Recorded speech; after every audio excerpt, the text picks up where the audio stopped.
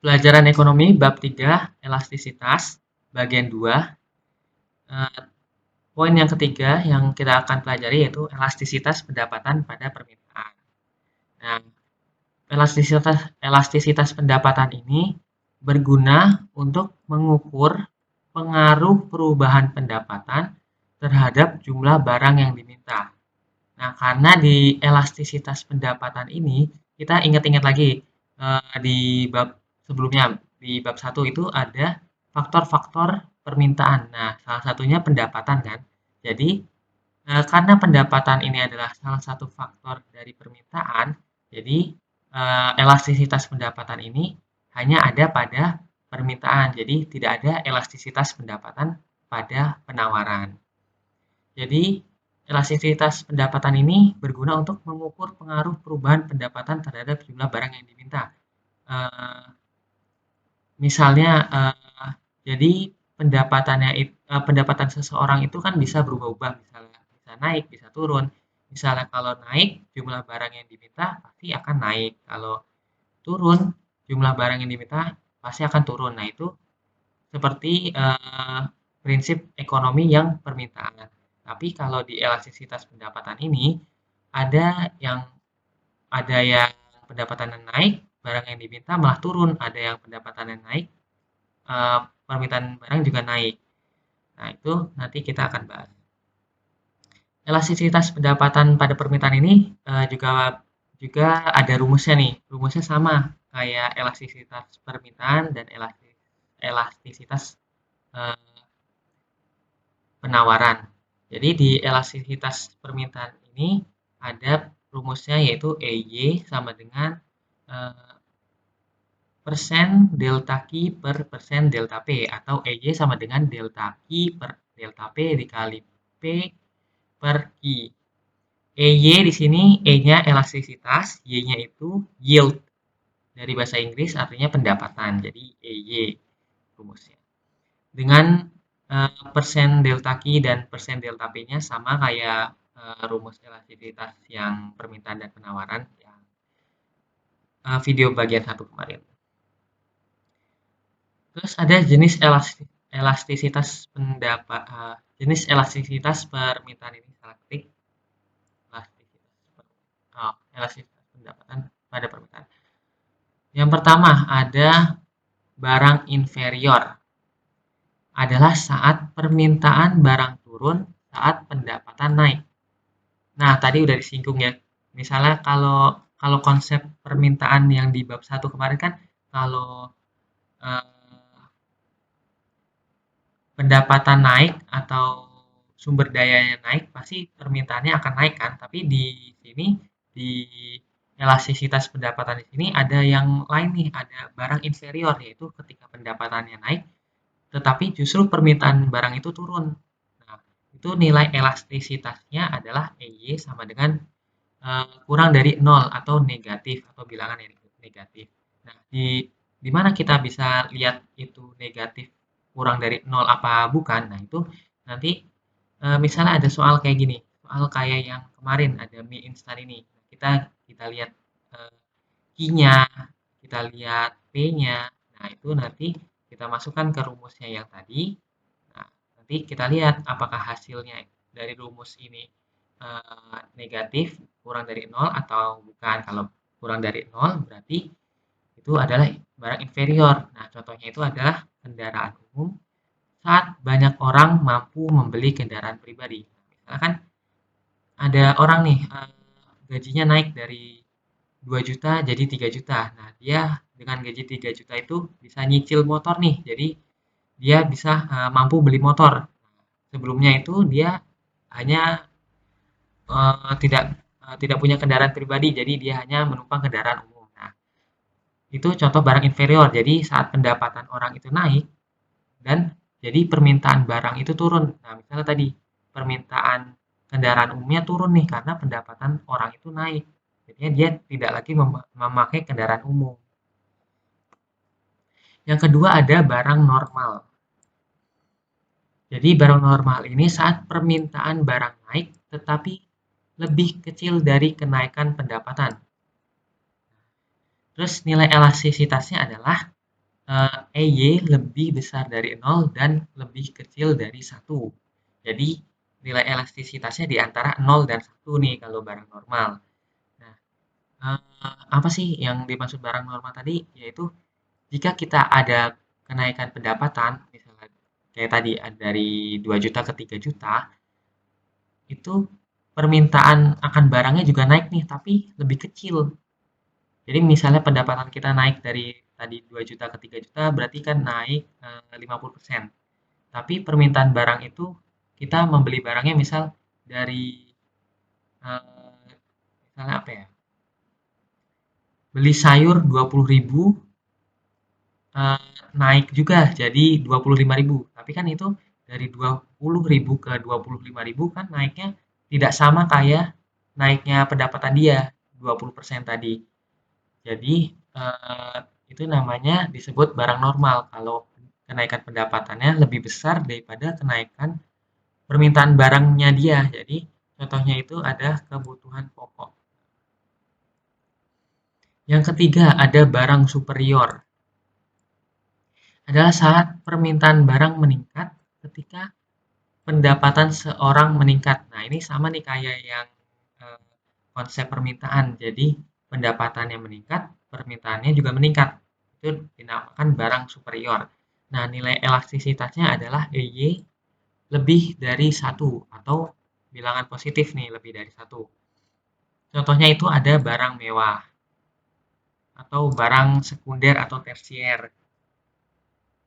Jadi kayak tadi misalnya seseorang memiliki gaji yang meningkat misalnya 2 juta ke 3 juta, jadi dia akan eh, bisa memperoleh barang-barang yang dia impikan misalnya kayak tadi dulunya memakai kendaraan umum jadi bisa membeli motor sendiri. Jadi permintaan motor itu jadi meningkat. Nah, di poin keempat kita akan belajar tentang elastisitas silang pada permintaan. Apa sih itu elastisitas silang pada permintaan? Nah, elastisitas silang ini berguna untuk mengukur hubungan dua barang X dan Y, di mana hubungan kedua barang itu bisa saling melengkapi atau menggantikan. Nah, eh, tadi kan kita udah belajar tentang ini elastisitas pendapatan. Nah, di elastisitas itu bisa kalau tadi antara elastisitasnya itu hanya satu barang, nah di elastisitas silang itu eh, adalah ada dua barang yang sama-sama mempunyai elastisitas dan mempunyai hubungan nih, ada hubungan yang saling melengkapi, ada yang saling menggantikan. Nah, sama kayak yang pelajaran kurva sebelumnya atau pelajaran bab satu tentang permintaan dan penawaran. Sebelumnya ada yang saling melengkapi, ada barang yang saling menggantikan. Nah, di elastisitas silang ini ada rumusnya juga. Rumusnya juga sama, mirip-mirip rumusnya.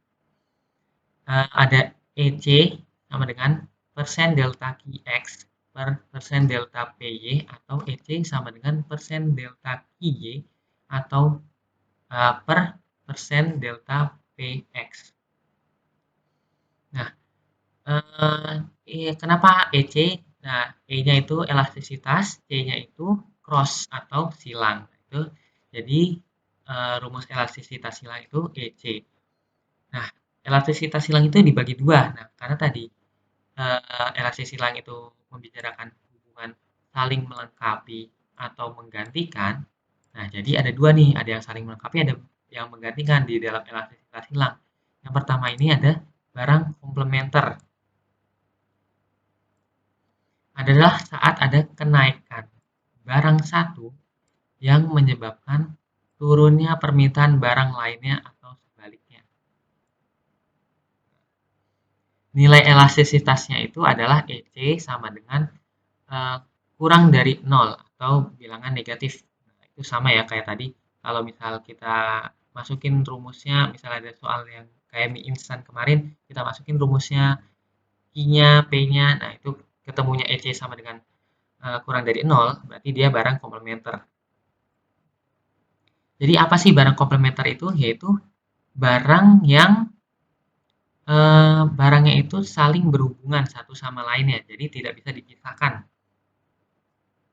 Ya, jadi tidak bisa dipisahkan kegunaannya. Jadi kalau misalnya yang satu naik, kalau prinsip ekonomi yang permintaan kan kalau barang naik berarti permintaannya turun. Nah, jadi itu sama barang komplementer misalnya barang yang pertama naik terus permintaannya turun. Jadi karena itu barang komplementer berarti barang yang bersangkutan atau barang keduanya itu permintaannya juga akan turun. Nah, contohnya di sini adalah harga laptop naik mengakibatkan permintaan laptop turun, sehingga permintaan printer juga turun. Di sini contohnya laptop dan printer, Mbak. Kalau laptop dan printer itu kan nggak bisa berfungsi sendiri, harus ada laptop atau harus ada komputer. Nah, itu disebut barang komplementer. Nah, di sini kenapa ditulis PX? Kalau P itu kan berarti di kurva itu kan harga. Nah, jadi ini karena di sini ada harga laptop naik, berarti dia masuk P. Dan X, kenapa X? Karena laptop ini adalah barang pertama yang disebutkan. Jadi dia eh, hurufnya X atau lambangnya X. Karena di sini di elastisitas silang ini di rumusnya itu ada barang X, ini barang X dan barang Y. Jadi ada dua barang nih di elastis silang ini.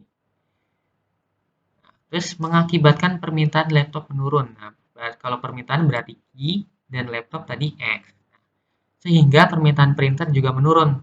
Permintaan itu Q atau jumlah barang yang diminta. Terus printer itu karena barang yang kedua disebutkan, jadi dia adalah Y, barang Y.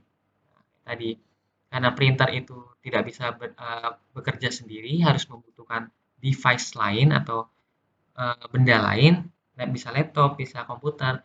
Nah, itu jadi dia adalah barang komplementer. Kalau barang A-nya naik, permintaannya turun, dia juga akan ikut turun. Yang kedua adalah barang substitusi.